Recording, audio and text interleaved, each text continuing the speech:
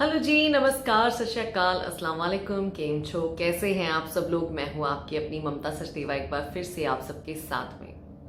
आज वीडियो के टॉपिक आप सबके सामने है कि मैंने कैबिन क्रू सीरीज को शुरू किया है दोबारा से, क्योंकि बहुत सारे लोगों के रिक्वेस्ट आ रहे थे कि मैम आप कैबिन क्रू के बारे में भी बताओ। अभी तक हम बहुत सारी चीज़ों को लेके श्योर नहीं हैं। गाइज, मेरी वीडियोस थोड़ी सी लेंथी होती हैं, थोड़ी सी लंबी होती हैं। उसका रीज़न ये है कि मैं हर पहलू को हर ढंग से अच्छे तरीके से समझाती हूँ, क्योंकि ज़रूरी नहीं जो चीज़ आपको फट से समझ आ जाए दूसरे को भी आ जाए। बहुत सारे लोगों को बहुत सारी टर्मिनोलॉजीज और बहुत सारी चीज़ें नहीं पता होती हैं। इसलिए कोई बात नहीं, जो अध्यापक होता है उसका अपना एक स्टाइल होता है पढ़ाने का। तो यही समझ लीजिए, ये मेरा स्टाइल है कि मेरा दिल करता है कि हर पहलू को और हर चीज़ को आपके माइंड में अच्छे से इस तरह से डालूं कि आप जिंदगी भर उसको ना भूलें। तो आज हम बात करने वाले हैं कैबिन क्रू जॉब से जुड़ी हुई, कि लोगों को लगता है कि कैबिन क्रू बनना बहुत ही आसान है, क्योंकि ट्रे ही तो कैरी करती हैं कैबिन क्रू, और क्या करती हैं फ्लाइट में। अभी तो वैसे भी आजकल की न्यूज में मैंने देखा कि एक यूएस की एयरलाइन में एक पैसेंजर ने क्रू को वेस्ट बोल दिया, मतलब कचरे का डब्बे के बराबर बोल दिया। तो बहुत सारे ऐसे इंसिडेंट्स हमारे सामने आते हैं, या बहुत सारे हमारी सोसाइटी में ऐसी बातें करने वाले हैं, हमारे अपने रिलेटिव्स या हमारे अपने घर वाले, जो कैबिन क्रू जॉब को बहुत ही डाउन देखते हैं, नीचा देखते हैं, बिना उनके बारे में कुछ जाने। तो आज चलिए कुछ तथ्य आप सबके सामने आएंगे, जिससे ये प्रूव हो जाएगा कि ये जॉब उतनी भी आसान नहीं है जितनी ये लगती है। एंड यस, ये बात एक सच है कि कैबिन क्रू बनना आसान नहीं है। Yes, it is true, cabin crew बनना आसान नहीं है। आसान क्यों नहीं है वो मैं आपको बताती हूँ। मैं ये नहीं कहती कि लोग इसके लिए सिलेक्ट नहीं होते या उनको बड़े पापड़ बेलने पड़ते हैं, क्योंकि देखने वालों को तो यही लगता है कि आपने अगर हाई स्कूल किया हुआ है, आपको इंग्लिश अगर आती है और अगर आप दिखने में ठीक ठाक हो तो आप कैबिन क्रू बन सकते हो। तो चलिए अब करते हैं रियल वीडियो की शुरुआत, जिसमें आपको कुछ चीजें दिखाऊंगी और फिर उसके ऊपर डिस्कशन करेंगे। फिर आप डिसाइड करना कि जॉब आसान है या नहीं है। तो वीडियो की शुरुआत में सबसे पहले मैं आपको दिखाने वाली हूं 2 लैपटॉप। इसके पीछे भी एक रीजन है। ये एसर का एक बड़ा सा लैपटॉप है। हार्डवेयर इसका हमें नजर आ रहा है, इसकी स्क्रीन है, इसके कीबोर्ड है, इसके अंदर की तारें हैं, ये सारा चीजें हमें नजर आ रही हैं, राइट। अब इसी के साथ में ही एक दूसरा लैपटॉप है जो है मैकबुक प्रो, ठीक है। उसकी कीमत से ये कम से कम नहीं तो 5 गुना या 6 गुना महंगा, ज्यादा ही होगा, इससे भी ज्यादा, आई थिंक 7-8 गुना महंगा ही होगा।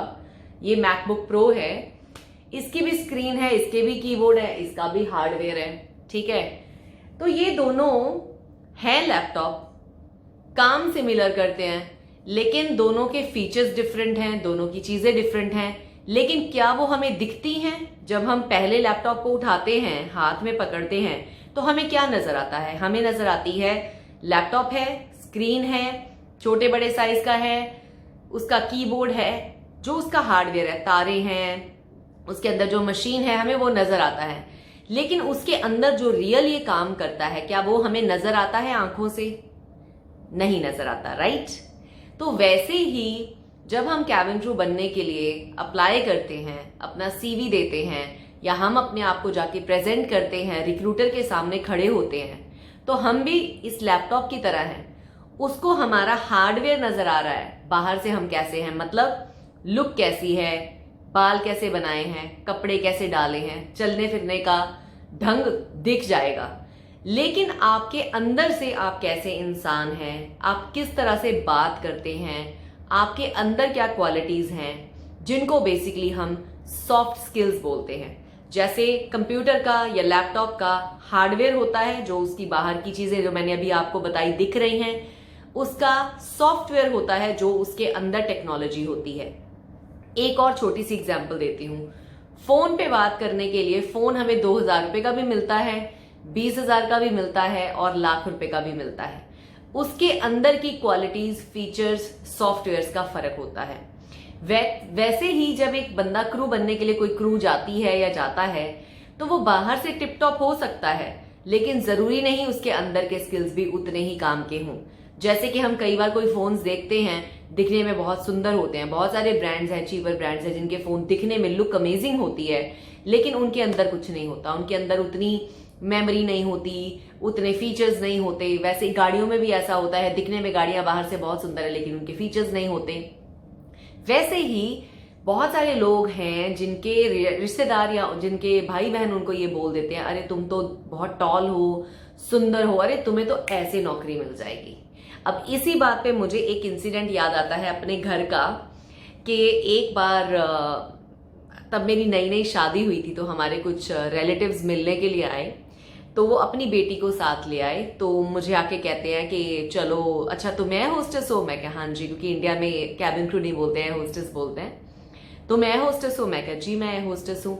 एक काम करो, हमारी बेटी को कल मैं लेके आऊंगी, आप इससे ना थोड़ी बात करना, ये तो ना इंटरव्यू क्लियर नहीं कर पा रही बहुत सारा, जबकि ये तो आपसे भी लंबी है और आपसे भी गोरी है, हमें समझ ही नहीं आ रहा कि ये क्यों नहीं इंटरव्यू क्लियर कर पा रही। तो मैं, पहली बात तो मुझे समझ नहीं आया कि मुझे इस बात की हंसी उड़ानी चाहिए कि गुस्सा करना चाहिए कि उन्होंने मेरे मुंह पे ही मुझे पहले तो मेरे रंग के ऊपर कमेंट मार दिया, दूसरा मेरी हाइट के ऊपर कमेंट मार दिया, तीसरा आपने अपने बच्चे की प्रेज करनी है लेकिन दूसरे को तो नीचा मत करो। तो उन्होंने सीधा मेरे मुंह पे ये दे मारा कि हाँ हमारी लड़की तो तुमसे भी ज्यादा सुंदर है, टॉल है, तो उसका तो हो जाना चाहिए था, तो अगर तुम्हारा हो गया तो इसका तो हो ही जाना चाहिए था।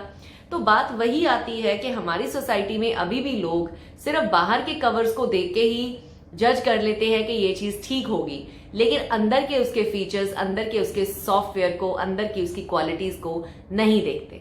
तो सिमिलरली जैसे कि मैंने आपको समझाया, तो कैबिन क्रू बनने में भी लोगों को लगता है मैं टॉल हूं, मैं सुंदर हूं, मॉडल लुक की हूं, मेकअप अच्छा करती हूं, कपड़े अच्छे पहन जाऊंगी तो मैं सिलेक्ट हो जाऊंगी।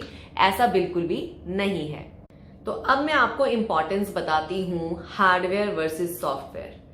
मैं ये नहीं कहती, मैं किसी को जज नहीं करती कि कोई कम सुंदर दिखता है, कोई एवरेज दिखता है या बहुत सुंदर दिखता है। हर एक अपनी नजर में या दूसरे की नजर में सुंदर है, और अपनी नजर में भी इंसान को अपने आप को सुंदर ही मानना चाहिए। ऊपर वाले ने हमें हाथ पैर सलामत दिए हैं, we should be thankful to God. तो मैं रेसिज्म नहीं कर रही, किसी को नीचा नहीं दिखा रही, एज एन एग्जाम्पल बता रही हूँ।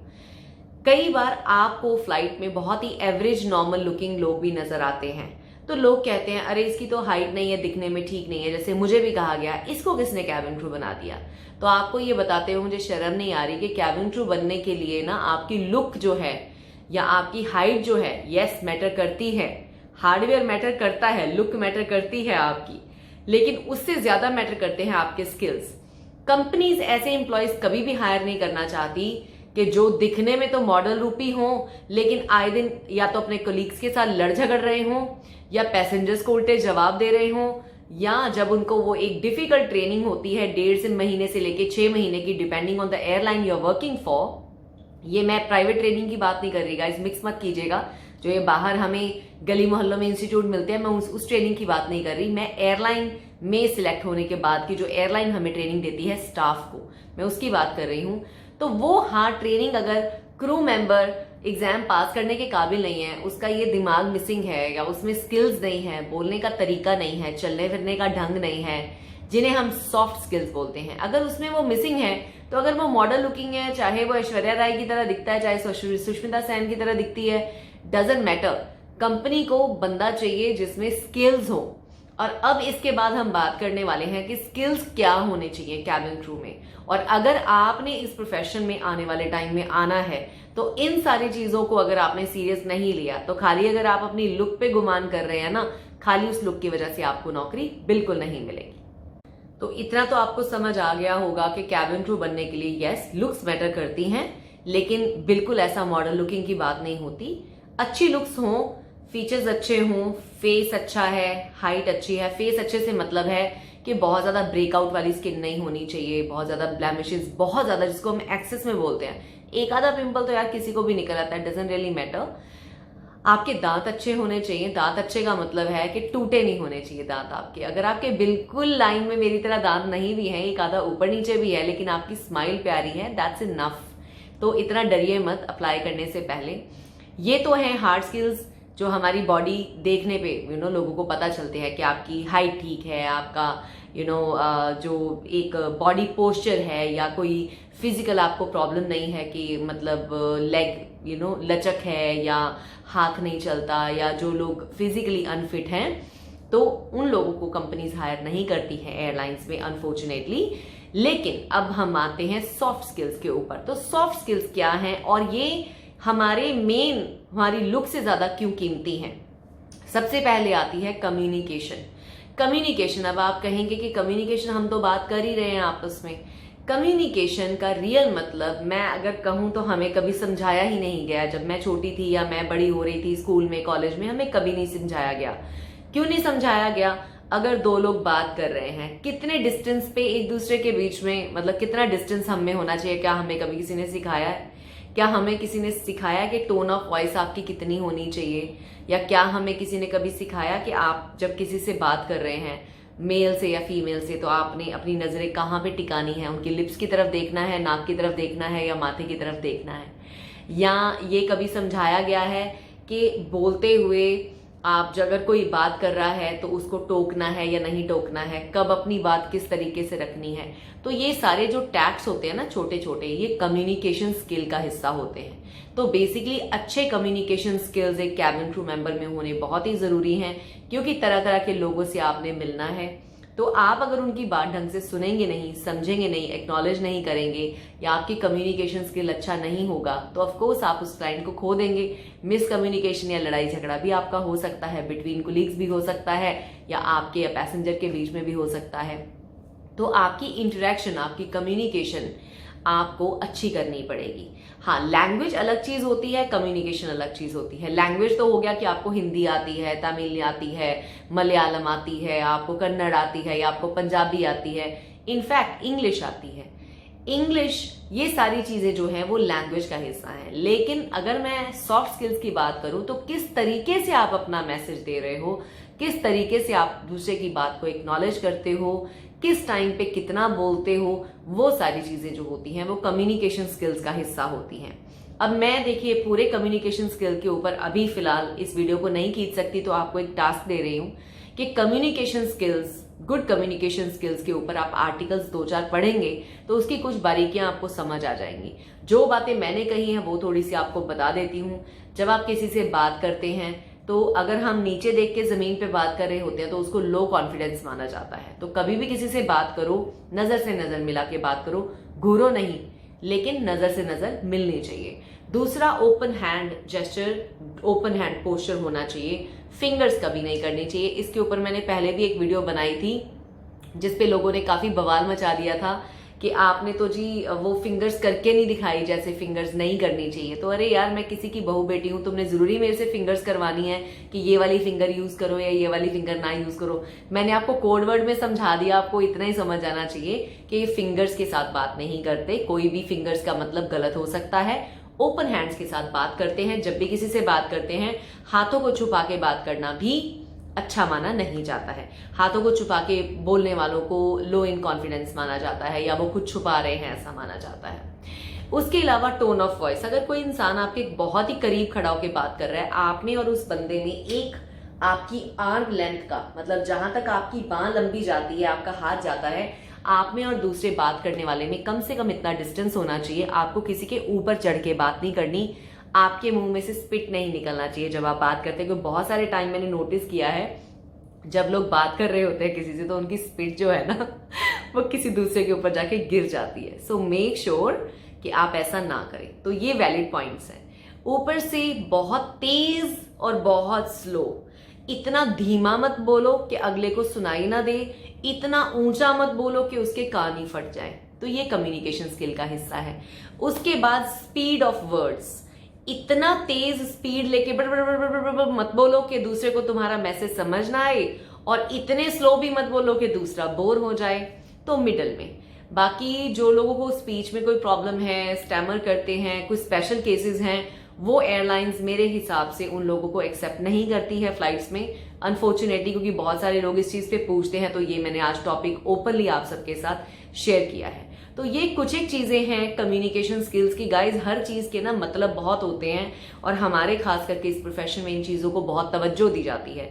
इसीलिए जब किसी ने आके मुझे कहा ना कि अरे इसको तो सिलेक्ट हो जाना चाहिए था, ये तो आपसे ज्यादा सुंदर है, तो मैं हंस रही थी अपने पेट में कि इनको रियल मीनिंग ही नहीं पता। और हमें भी नहीं पता था जब हम छोटे थे, तो हमने भी अपने वक्त और टाइम के साथ ये चीजें सीखी हैं जो मैं आपको बता रही हूं। दूसरा एंड सबसे इंपॉर्टेंट पॉइंट जो लोग मिस कर देते हैं, कस्टमर सर्विस।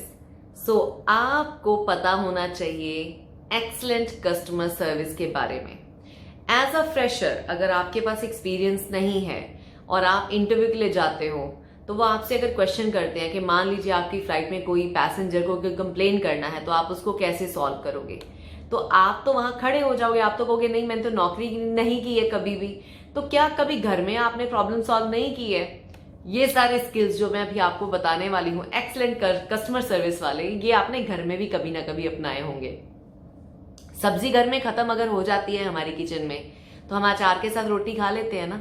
अगर घर में जो लेडीज सुन रही होंगी उनको पता होगा, या अपनी मम्मी से आप पूछना, अगर आपकी किचन में कोई चीज खत्म हो जाती है तो आपके मदर्स कितने टैक्ट से उसका कुछ ना कुछ और बना के आपको खिला देती हैं, अगर वो बाहर नहीं जा सकती, या मान लीजिए उस महीने पैसे नहीं है या बजट नहीं है वो चीज को लाने का।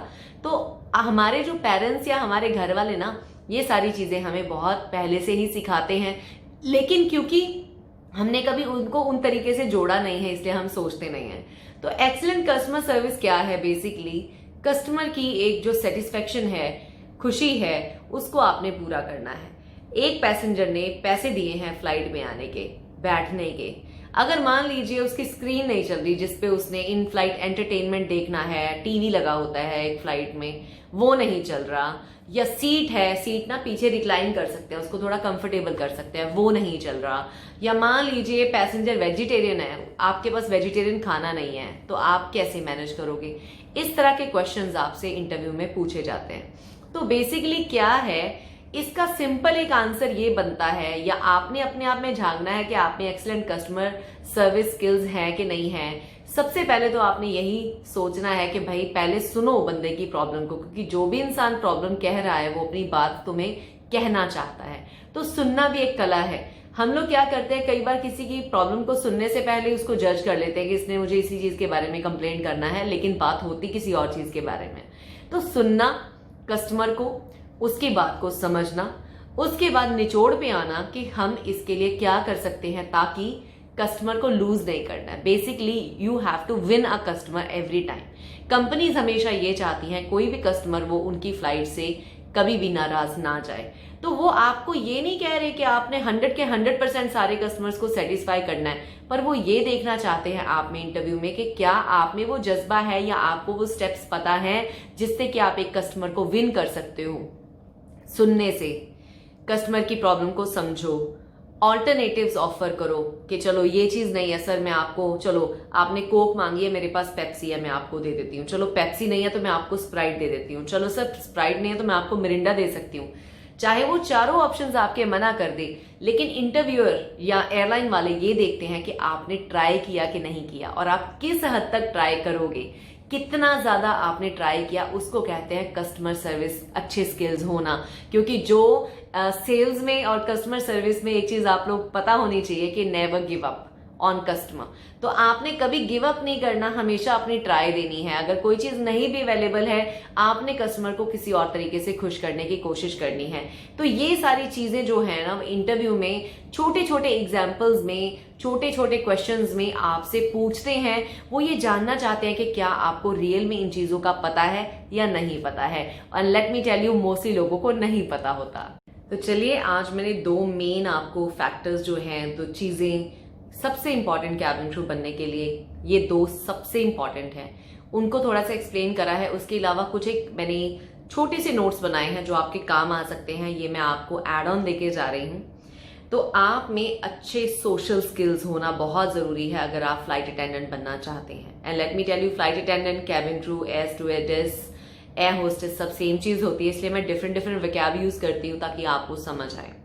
तो सबसे पहली बात, फॉलोइंग इंस्ट्रक्शंस आपको कंपनी जो भी इंस्ट्रक्शंस देती है वो आपको आने वाले टाइम में फॉलो करनी पड़ेंगी। वो चीज आप में होनी चाहिए, एक्सेप्टेंस, यूजिंग मैनर्स, बैठना उठना कैसे है, बात कैसे करना है, टोन ऑफ वॉइस वगैरह के बारे में आपको बताया है, कहाँ देखना है, और बैड हैबिट्स को दूर रखना है। कुछ लोगों को चुटकी बजाने की आदत होती है, कुछ लोगों को बोलते हुए कुछ एक पर्टिकुलर वर्ड्स यूज करने की आदत होती है, तो उस सब आदतों से दूर रहना है, अच्छे स्किल्स को डेवलप करना है। तो अच्छे मैनर्स आप में, खाने पीने के, बैठने उठने के, सारे मैनर्स आप में होने चाहिए।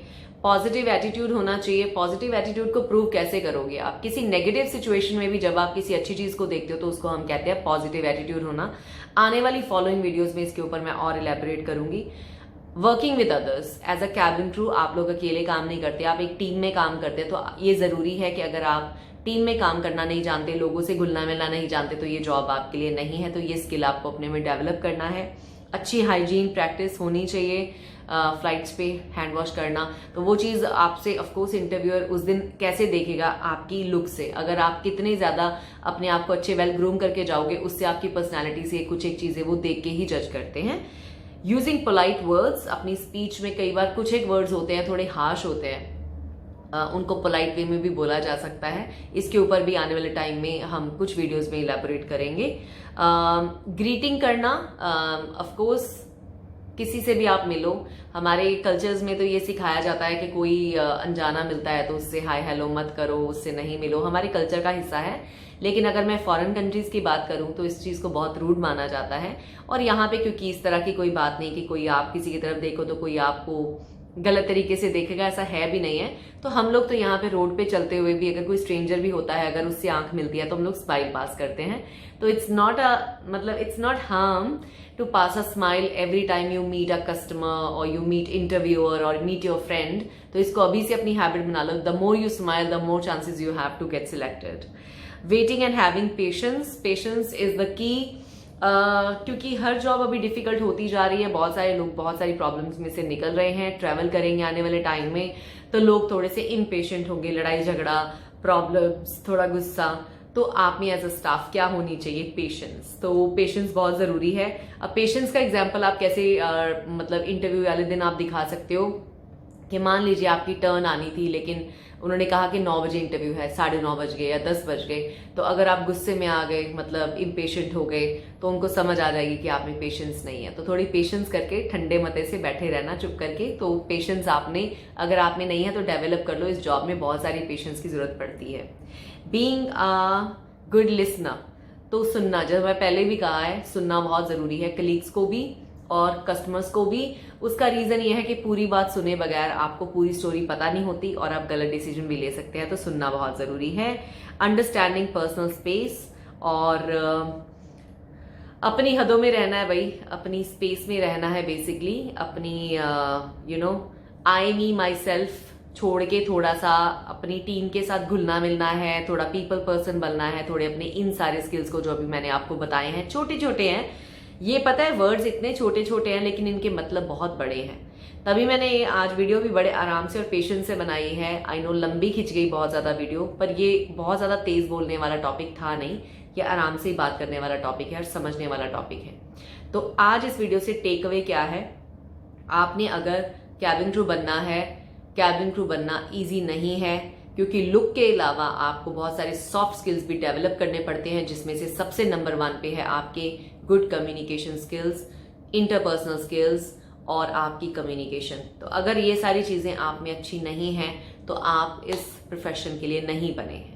तो ये चीजें बस मुझे आज आपको बतानी थी। वीडियो आपको कैसा लगा है और कौन से टॉपिक्स पे आप मेरे से सुनना चाहते हैं, आपने इस वीडियो के नीचे मुझे कमेंट सेक्शन में लिखना है। ये मैंने सीरीज शुरू की है, कैबिन क्रू सीरीज। दोबारा से कोशिश रहेगी कि डिटेल में आपको पूरी जानकारी मिले और आने वाले टाइम में आप लोगों को इस प्रोफेशन में जॉब मिले। अभी थोड़ा सा टाइम डिफिकल्ट चल रहा है, बट आई एम श्योर आने वाले दिनों में जॉब्स बहुत सारी आएंगी, और अगर अभी आप अपने आप को तैयार रखेंगे इस जॉब के लिए तो श्योरली आपको जॉब मिल जाएगी। तो चलिए अभी के लिए इतना ही, मैं ले रही हूँ आपसे विदा। मुलाकात होगी बहुत ही जल्द। Good bye.